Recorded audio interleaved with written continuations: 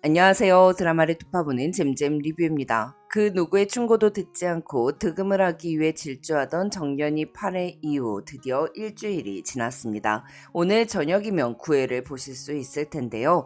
TVN 9회 성공개로 보니 치열했던 바보와 공주 오디션 후 다시 만난 영서와 정연이의 이야기가 나왔더라고요. 오디션장에서 피를 토하고 쓰러진 후 병원에 입원했던 정연이는 소리를 포기하라는 의사의 진단을 받았습니다. 소리꾼더러 소리를 하지 말라는 건 죽으라는 것과 마찬가지였기에 정연이는 길 한복판에 주저앉아 눈물을 흘리며 깊은 절망에 빠졌는데요. 거기다가 꼭 이별하는 날은 비가 오는 이별 공식처럼 비까지 쏟아지면서 모든 게 무너져버린 정연이의 눈물을 대신했죠. 우리 정연이 소리는 내 바닥이고 내 하늘이라고 했었는데 소리를 잃어버렸으니 너무나도 암담할 것 같은데요. 근데 이게 또 주인공이 겪어야 할 시련이니까 우리 정연이가 이 시련을 어떻게 극복해 나가는지 응원하면서 봐주면 될 것 같아요. 한편 바보와 공주의 아역은 영서와 주란이가 하게 되었습니다. 영서는 어머니가 말했던 진짜 배기 연기를 보여준 건 자신이 아니라 정연이라고 여겼기에 자신이 바보 온달 아역이 된 것에 의문을 가졌죠. 또한 그토록 원하던 엄마의 자랑이 되었지만 영서는 하나도 기쁘지가 않았습니다. 한기주야 최공순의 딸을 자신의 딸이 이겼다는 기쁨에 취해 영서가 느낄 감정들은 고려하지도 않았고요.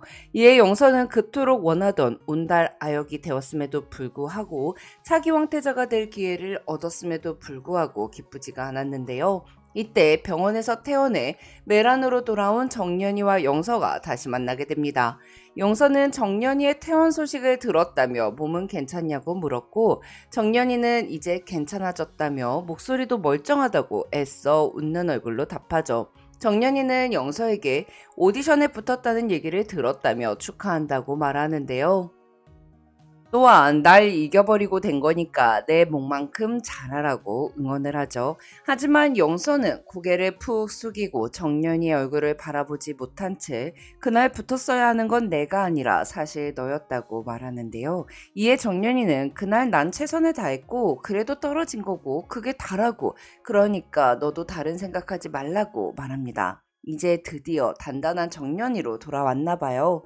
영서한테 너는 너의 갈 길을 가면 된다고 너가 지금까지 연습했던 그 시간들은 오롯이 다 너의 것이라고 말해주던 정연이가 서해랑과 주란의 쌍곡역으로 잠시 크게 무너져 내렸었지만 우리 정연이 원래 이렇게 꼬이지 않고 단단한 아이였단 말이죠.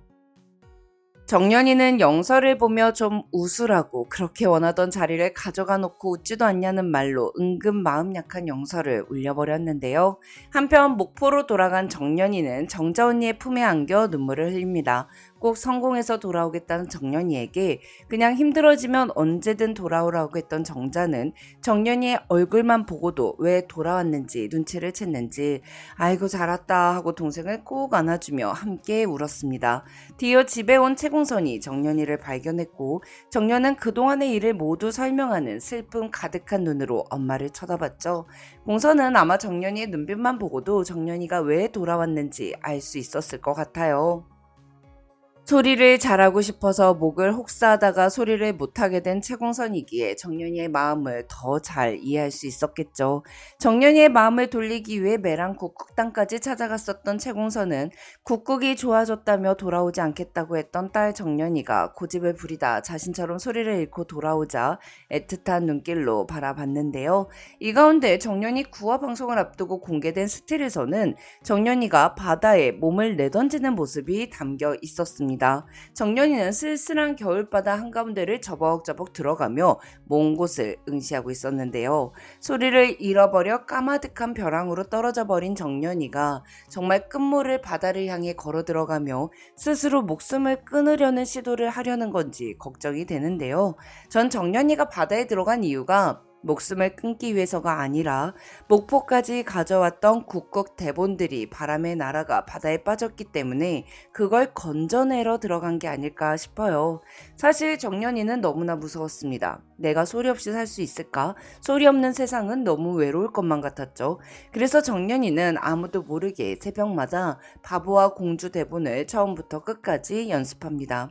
소리는 못해도 가사는 읽을 수 있으니 오디션과 관련이 없는 부분까지도 전부 연습했죠. 바닷가에서 대본을 보며 연습을 하다가 대본이 바람에 날려 바다로 들어갔고 자신도 모르게 대본을 건져내기 위해 바닷속으로 풍덩 뛰어들어간 정연이는 자신이 국극 대본을 건지러 겨울바다에 들어갈 정도로 국극을 좋아한다는 걸 깨닫고 쇳소리만 나오는 목으로 용기를 내어 소리를 해볼 것 같아요. 그리고는 세상 만물이 자신의 눈안에 들어오는 느낌을 받죠. 무대에 설 때마다 느꼈던 눈앞이 환해지는 그 느낌에 정연이는 이제 자신은 다시 눈을 감고 살긴 글렀다는 걸 깨닫고 목이 부러지면 군무를 하고 다리가 부러지면 촛대를 서서라도 국곡을 계속 해야겠다고 다짐하지 않을까요? 소리꾼은 소리를 못하면 소리판에 설 수 없지만 국곡 배우는 소리를 못해도 촛대로라도 국궁 무대에 설 수 있으니 소리꾼이 아니라 국궁 배우로 살아갈 결심을 하지 않을까 싶습니다. 그리고 1년 후 극단을 떠나 목포에 내려갔던 정연이는 매랑 국극단에 들어오고 싶다고 편지를 보내는데요.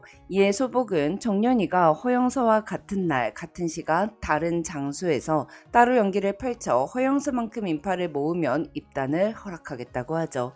사람들은 가망없는 대결이라고 여겼습니다. 1년 동안 영서는 정기 공연에서만 주연을 2번이나 더하며 팬클럽이 생겼으나 정연이는 목이 나간 상태였으니까요. 길거리 공연 당일 영서는 춘향가의 몽룡이를 연기하며 관객들과 함께 호흡함으로써 자신이 왕자임을 증명했습니다.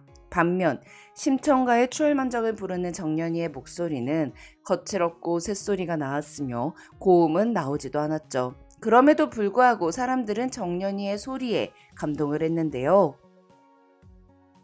지난 1년간 채공서는 고음이 되지 않는 정연이에게 고음을 못 부르면 떡목이지만 그 빈 곳을 다른 것으로 채워 듣는 사람 귀에 빈대가 없게 자연스럽게 만들면 명창 소리도 들을 수 있다며 물을 부르는 방법을 연습시켰습니다. 그래서 정연이의 소리에는 들리지 않아도 들려서 전달되는 감정이 있었죠. 정연이가 워낙 연기 천재잖아요. 몰입력이 좋기 때문에 영서와 주란이까지 겁나게 만들었을 정도였죠. 그렇게 정연이의 고음 없는 소리에는 소리를 하면서 가사에 집중한 정연이의 연기력이 녹아들어 있었습니다. 추월만정의 고음이 되지 않아도 아버지를 그리워하는 심청이의 마음이 모두 담겨 있었기에 사람들은 그냥 판소리를 즐기는 것이 아니라 정연이의 심청전 연기를 즐길 수 있었어요.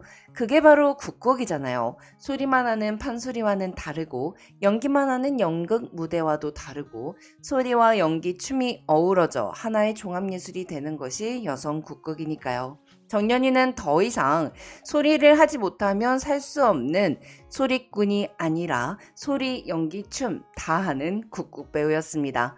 그렇게 정연이는 매랑 국극단에 다시 들어오게 되죠. 지금까지 잼잼 리뷰였습니다. 감사합니다.